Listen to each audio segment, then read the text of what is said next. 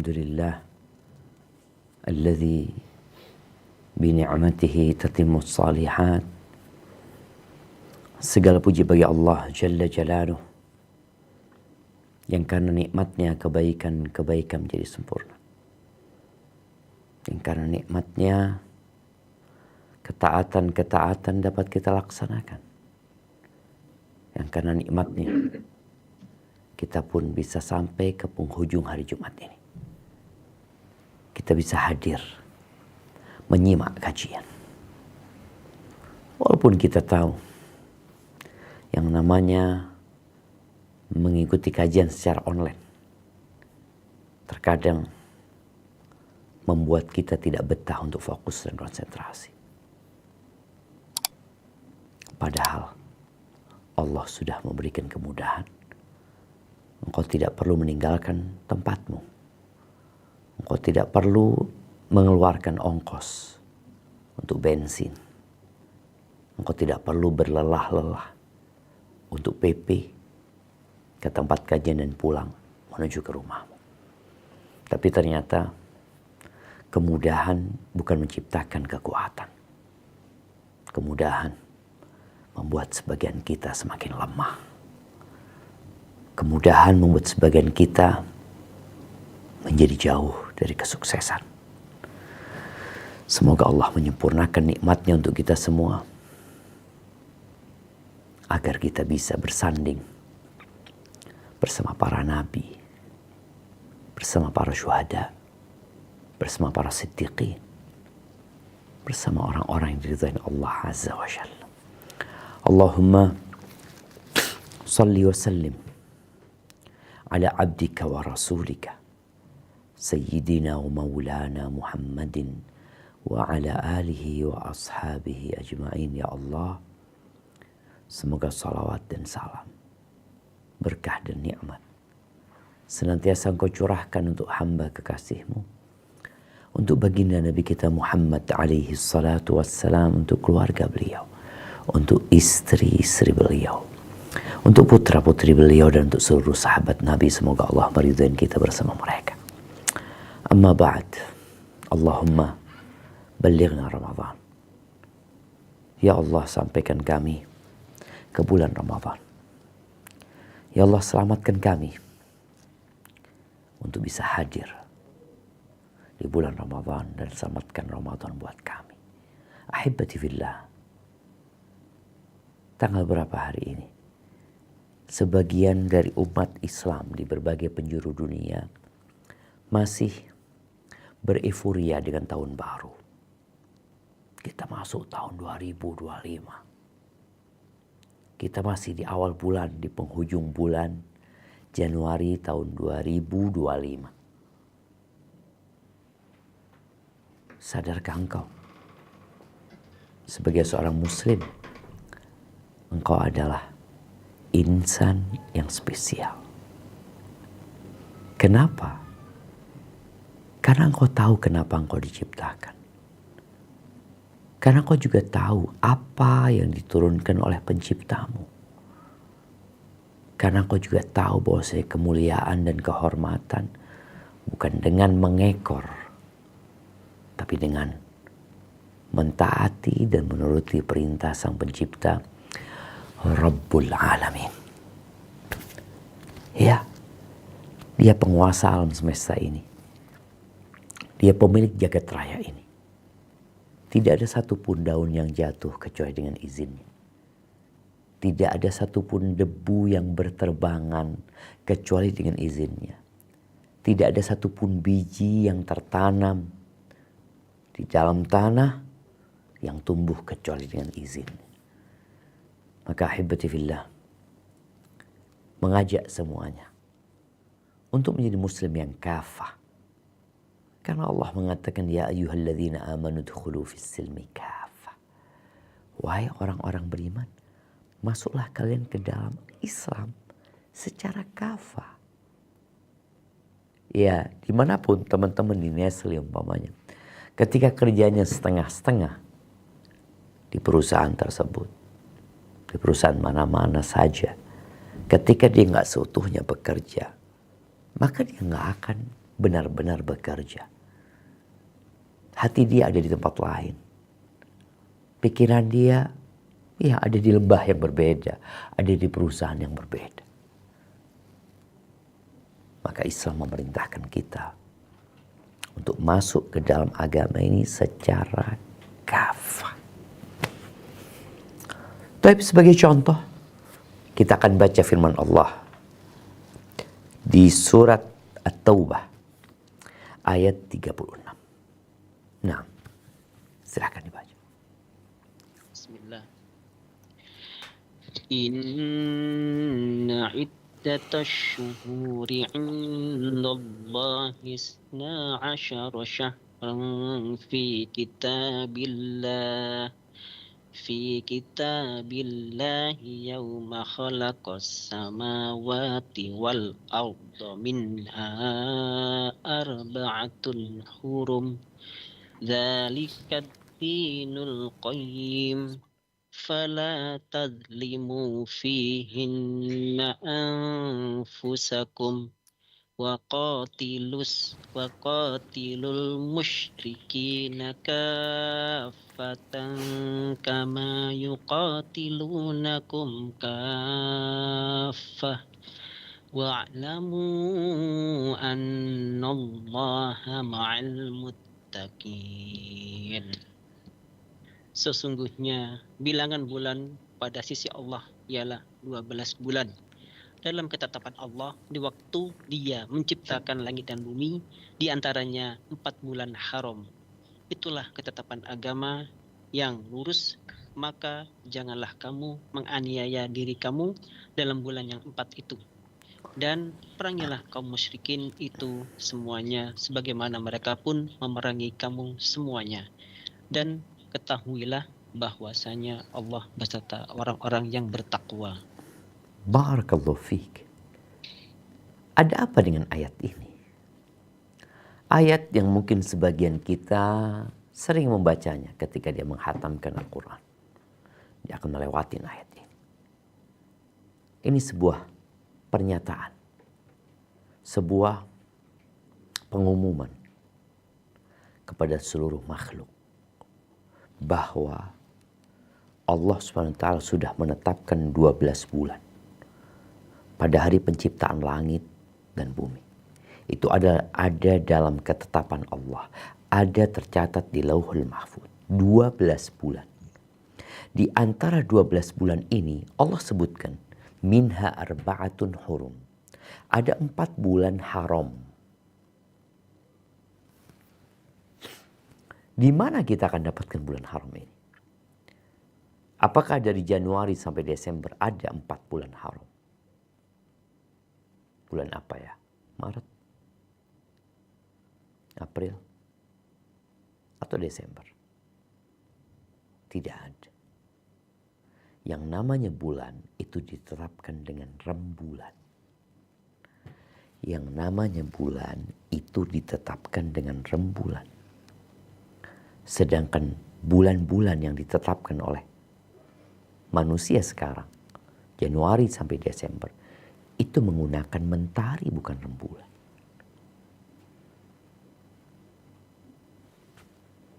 Makanya gak ketemu.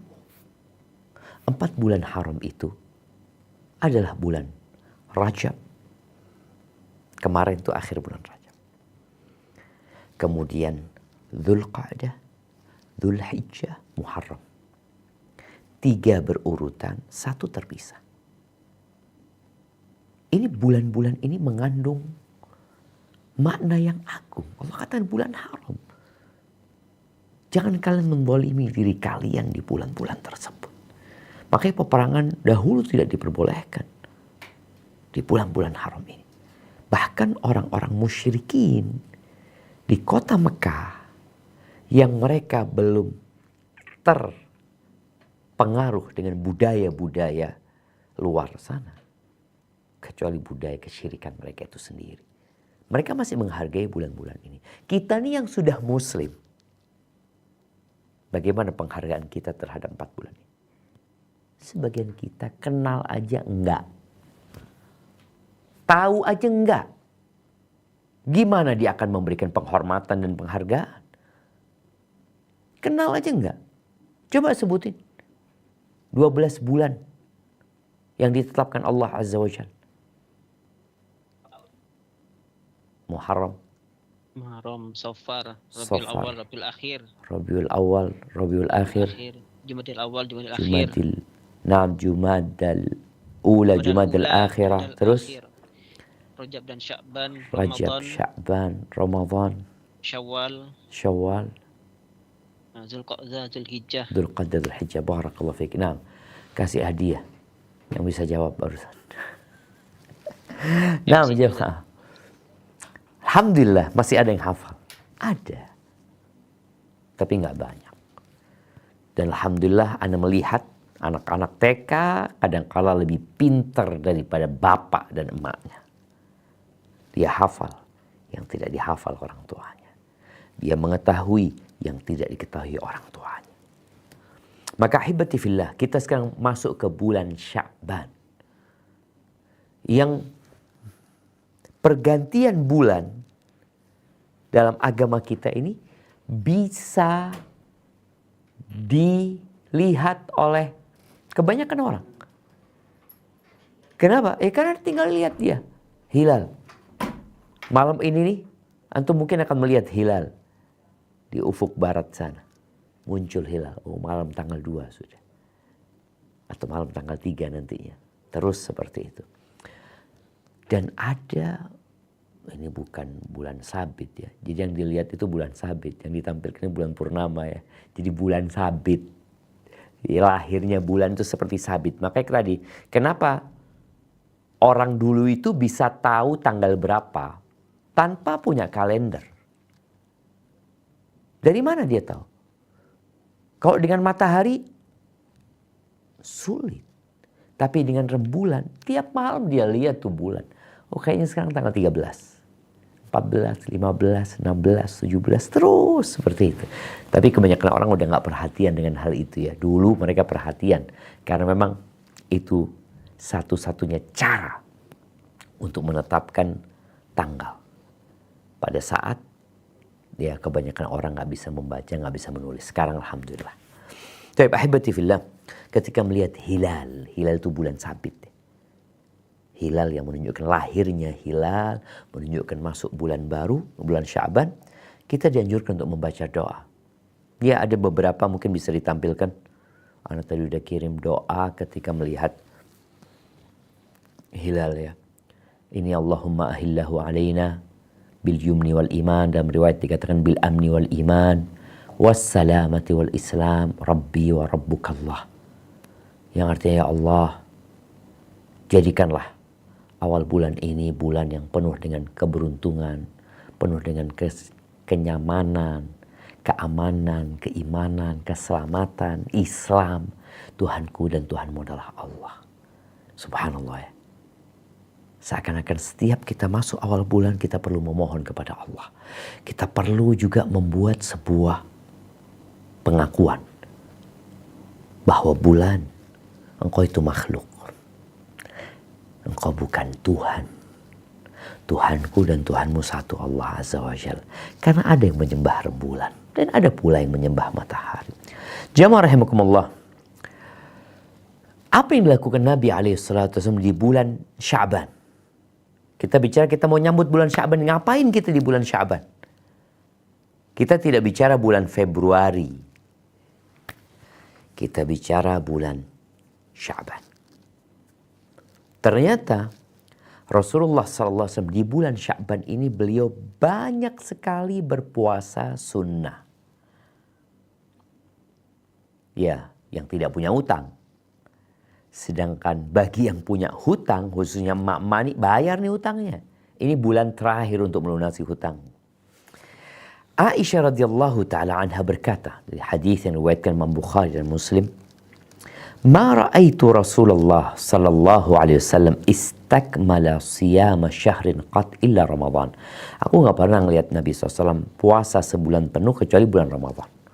"Wa ma ra'aituhu fi syahrin akthar siyaman minhu fi Sya'ban. Dan aku tidak pernah melihat beliau dalam satu bulan puasanya banyak seperti puasanya beliau di bulan Sya'ban. Bahkan di beberapa riwayat dikatakan kana yasumu Sya'ban kullahu. Beliau puasa Sya'ban full semuanya.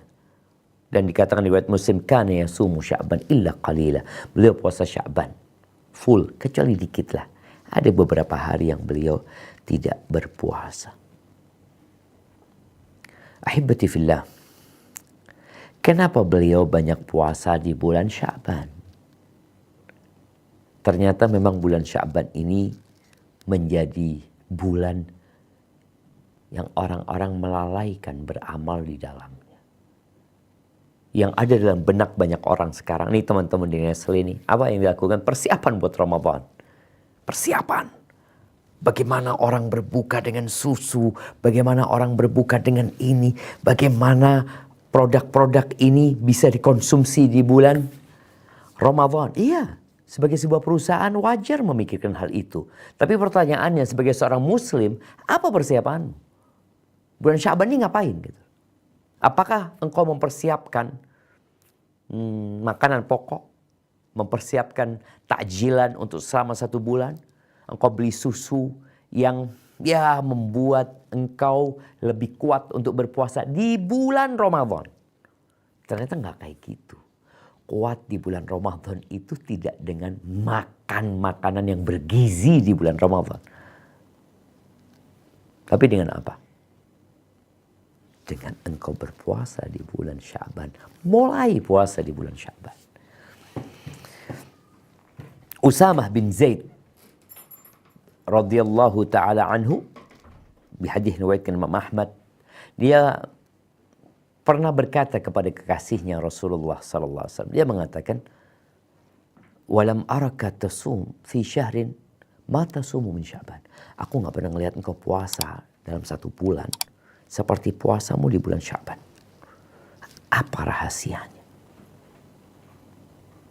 Maka beliau menyampaikan rahasia tersebut. Dzaka syahrun yaghfalun nasu anhu. Ini bulan yang orang-orang melalaikan. Baina Rajab Ramadan. Yang posisinya antara bulan Rajab dan bulan Ramadan. Tapi bulan Rajab, bulan haram. Ramadan, bulan diturunkannya Al-Quran dan bulan puasa. Ini bulan orang melalaikannya. Padahal zaman dulu orang nggak kenal sama Januari, Februari nggak kenal. Artinya orang-orang yang berada di kota Mekah, kota Madinah nggak kenal. Ternyata mereka lalai dengan bulan Sya'ban ini. Karena dia terjepit. Orang fokus ke bulan Rajab dan fokus ke bulan Ramadan. Sya'bannya, ya entah dia persiapan Ramadan dengan bahan-bahan makanan kadang-kala. Maka kata Nabi SAW, وَهُوَ شَهْرٌ تُرْفَعُ فِيهِ الْأَعْمَالِ إِلَىٰ رَبِّ الْعَالَمِينَ.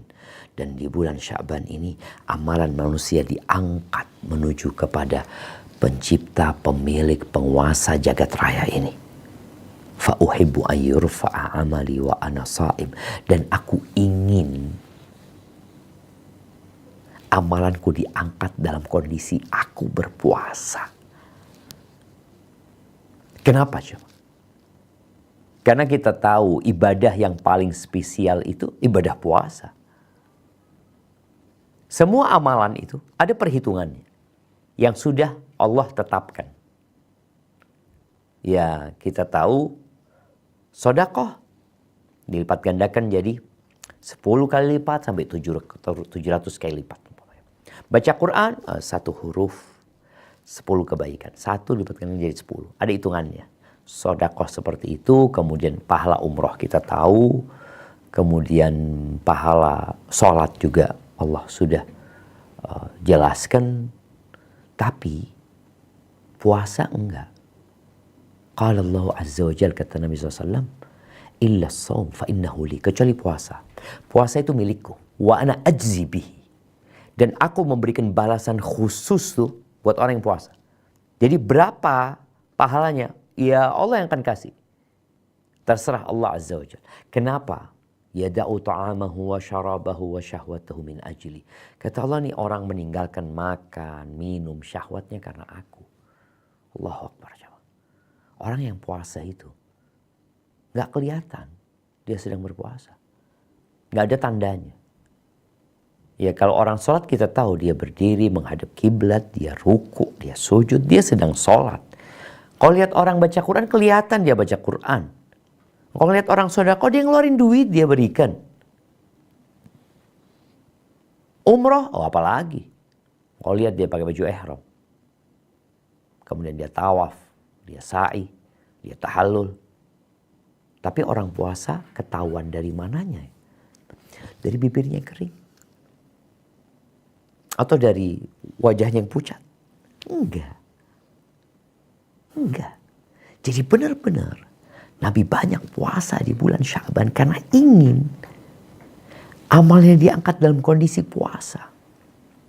Dan bicara fadilah puasa ini, subhanallah, dalam hadis riwayat Bukhari dan Muslim, Rasul sallallahu alaihi wasallam menjelaskan ya bahwa di surga itu ada pintu. Inna fil jannati baban. Ada pintu yang namanya Ar-Rayyan. Yadkhulu minhu as-saimun yaumal qiyamah. Pada hari kiamat orang-orang yang rajin puasa. Ingat bukan puasa Ramadan ya. Puasa Ramadan semua umat Islam berpuasa. Itu rukun Islam. Tapi ini bicara orang rajin puasa sunnah. Ini ada pintu Ar-Rayyan. La yadkhulu minhu ahad ghairum. Gak ada yang masuk lewat pintu itu selain mereka. Nah. Yuqalu aina as-saimun. Akan dikatakan mana orang-orang yang rajin puasa, yang suka puasa. Fayaqumun, maka mereka bangun, mereka masuk. La yadkhul minhu ahad ghairuhum fa idza dakhalu ughliq. Kalau sudah selesai mereka masuk ditutup jemaah. Subhanallah. Dan Nabi SAW mengatakan dalam hadis riwayat Imam Bukhari dan Muslim, man shama yauman fi sabilillah.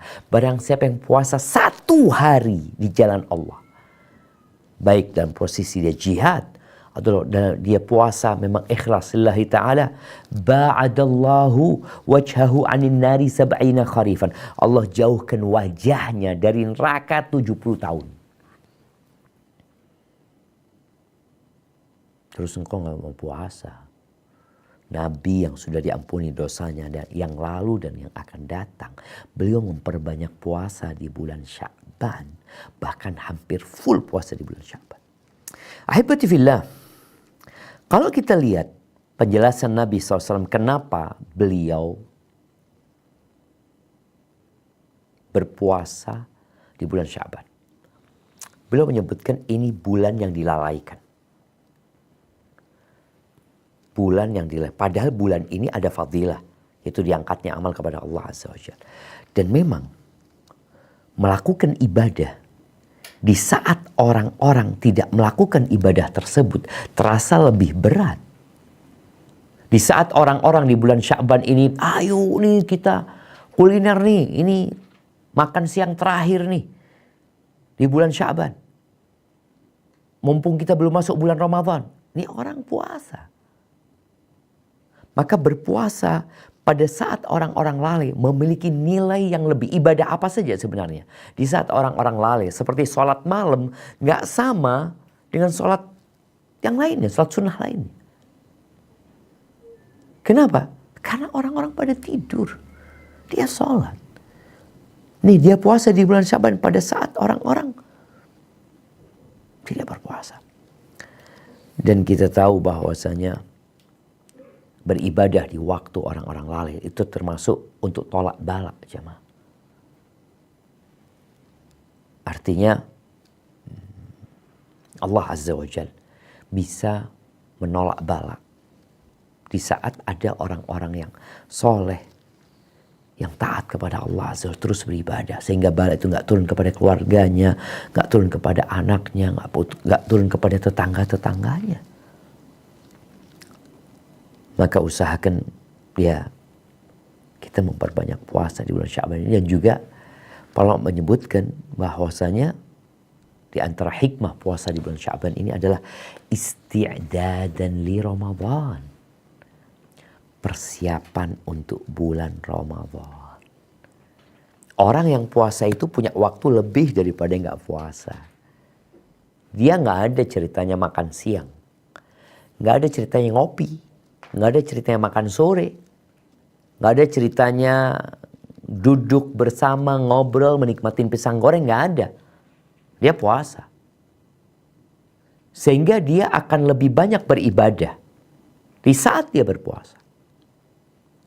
Maka usahakan orang yang puasa di bulan Sya'ban ini, ya kalau bicara itu muqaddimah sebagai persiapan untuk bulan Ramadan, maka perbanyak pula ibadah selain puasa. Artinya semua ibadah yang bakal kita lakukan di bulan Ramadan, lakukan di bulan Sya'ban sambil kau berpuasa. Baca Qur'anmu, zikirmu, dan subhanallah, orang jamaah yang puasa di bulan Sya'ban, ketika dia masuk ke bulan Ramadan, santai dia. Seperti orang yang biasa lari sebelum perlombaan lari maraton. Dia tiap hari lari. Ketika lari maraton, dia santai. Di saat orang lain ngos-ngosan. Dan buktikan itu. Lihat orang yang gak pernah puasa sunnah. Memang gak wajib. Enggak wajib. Kau gak puasa gak apa-apa. Gak wajib.